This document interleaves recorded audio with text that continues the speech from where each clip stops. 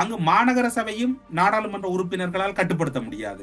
அதே போன்று உள்ளூராட்சி சபை உறுப்பினர்களையும் கட்டுப்படுத்த முடியாது என்றால் 3 நாடாளுமன்ற உறுப்பினர்களும் பதவி விலகுவதை தவிர இதில் ஒரு நல்ல வாய்ப்பு இல்லை என்றுதான் எண்ண தோன்றுகிறது. சிலவேளை இந்த பின்னர் உங்களுடைய கருத்துக்களை நீங்கள் கூறலாம்.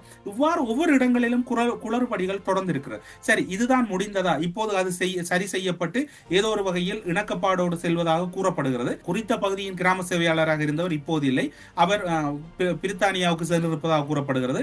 அவரும் என்பிபியின் ஒரு முக்கிய புள்ளியினுடைய ஒரு முக்கிய பதவியில் இருந்தவராக கூறப்படுகிறது. அந்த கிராம சேவையாளரினுடைய கணவர் பெண் தான் அங்கு கிராம சேவையாளராக இருந்திருக்கிறார். இது அங்கு இருக்கக்கூடிய தகவல். அதன் பின்னர் பார்த்தீர்கள் என்றால் இதுவும் ஒரு படியாக பின்னர் சரி செய்யப்படுகிறது. அதன் பின்னர் இந்த பிரதேச செயலகம் இது எதற்கு கீழ் வருகிறது என்றால் மண்முனை வடக்கு பிரதேச செயலகத்தின் கீழ் வருகிறது. பிரதேச செயலாளரே நீங்கள் பாதிக்கப்பட்ட பகுதிக்கு செல்ல முடியாது விட்டால் உதவி பிரதேச செயலாளரை அனுப்ப வேண்டும், அல்லது அதுக்கு பொறுப்பாக இருக்கக்கூடிய அடுத்த நிலை அதிகாரிகளை அனுப்ப வேண்டும். நீங்கள் பழைய தரவுகளை அனர்த்த முகாமைத்துவ பிரிவுக்கோ பொது நிர்வாக உள்நாட்டு அலுவலர்கள் அமைச்சுக்கோ அனுப்புவதால் வந்த விளைவுகள் தான் இப்போது மட்டக்களப்பு மாவட்டத்தில் மக்கள் இறங்கி போராட வேண்டி இருக்கிறது. மக்கள் பாதிக்கப்பட்டார்களா பாதிக்கப்படவில்லையா என்பதை தீர்மானிக்க வேண்டியது கள விஜயம். அந்த கள விஜயம் எப்போது இடம்பெற்றிருக்க வேண்டும்? இப்போது வெள்ள அனர்த்தம் இடம்பெற்று அது வெள்ள அனர்த்தம் வடிந்து எவ்வளவு நாட்கள் ஆகிறது? இன்று மக்கள் போராடும் வரைக்கும் உங்களுடைய அசம்பந்த போக்கு இருக்கிறது என்றால் சுனில் கந்தனத்தி கூறிய அரசு அதிகாரிகள் நீங்களா என்கின்ற சந்தேகம் மக்கள் மத்தியில் எழுகிறது. பிரதேச செயலாளர்கள் ஒரு விடயத்தை புரிந்து கொள்ள வேண்டும். மக்களின் குரலாக ஊடகங்கள் இருக்கின்ற போது, மக்களின் நண்பனாக ஊடகங்கள் இருக்கின்ற போது அவர்களுக்கு இழைக்கப்படுகின்ற அநீதிகளை ஊடகம் பொறுப்போடு கேள்வி கேட்கும்.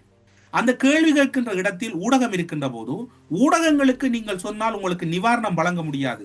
உங்களை யார் ஊடகங்கள் முன் தோன்ற கூறியது என்று பிரதேச செயலாளர்கள் மட்டக்களப்பில் மிரட்டுவது மிக மிக அபத்தமான ஒரு செயல். அவ்வாறு மிரட்டுகின்ற சில விடயங்கள் எமது கைவசம் இருக்கின்றன.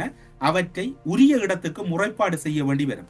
பொதுமக்களோடு பண்பாகவும் பண்போடும் நடந்து கொள்ளுங்கள். பொதுமக்கள் அவர்கள் பாதிக்கப்பட்டவர்கள் அல்லது அவர்கள் எங்களுடைய மக்கள் என்கின்ற மனநிலையோடு அவர்களை நடத்துங்கள். மாறாக ஒரு மேலதிகாரிகள் என்கின்ற மனநிலையில் இருந்து கொண்டு அவர்களை அணுகாதீர்கள். அந்த மக்கள் இன்று வெள்ளத்தால் பாதிக்கப்பட்டு இடைத்தங்கள் முகாமுக்கு வராது விட்டாலும் அவர்களுடைய பாதிப்பு என்பது அவருடைய ஜீவனோபாயம் தடைப்பட்டிருக்கின்றது. மன்னாரிலே ஜனாதிபதி அவர்கள் மிக அழகாக கூறுகிறார், கடற்தொழிலுக்கு செல்லுகின்றவர்கள் கடல் தொழில் செய்யலாது விட்டால் என்னிடம் கேட்டா நீங்கள் அவருக்கு நிவாரணம் வழங்க வேண்டும் என்று. மட்டக்களப்பு மாவட்டத்தில் இருக்கக்கூடிய மாவட்ட அரசாங்க அதிபதி, அங்கு பொறுப்பு நிலையில் இருக்கக்கூடியவர்களை ஒரு முறை சிந்தித்து பாருங்கள், இது நீங்கள் செய்தது சரியா அல்லது எது பிழை என்று.